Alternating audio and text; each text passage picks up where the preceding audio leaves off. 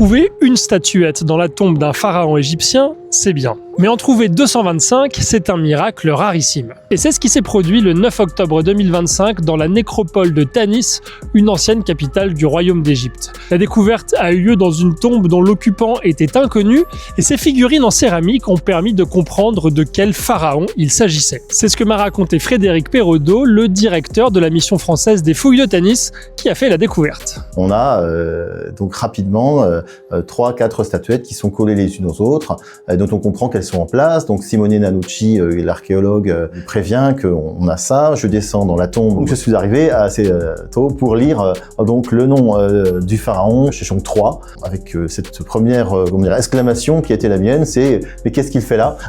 Qu'est-ce qu'il fait là? La question se pose car dans la nécropole, une tombe porte déjà le nom de Sheshonq III.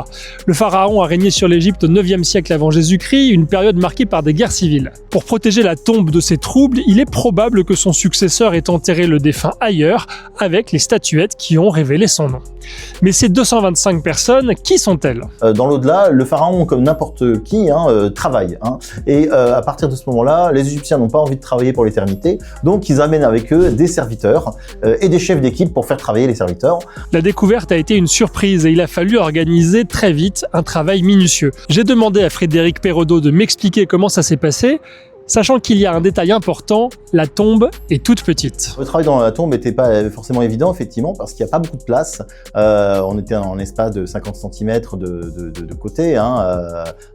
Donc, il y a un archéologue égyptien qui travaille, qui dégage les objets. Ça prend à peu près 10 minutes par statuette, parce qu'on est dans de la boue.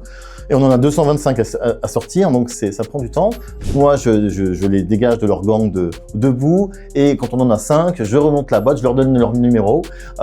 Et là, on a toute une équipe qui va les dessaler rapidement. Il va falloir encore du temps pour étudier dans le détail ces statuettes qui devraient être ensuite exposées en Égypte. En attendant, rendez-vous dans Libération pour en savoir plus sur cette découverte extraordinaire.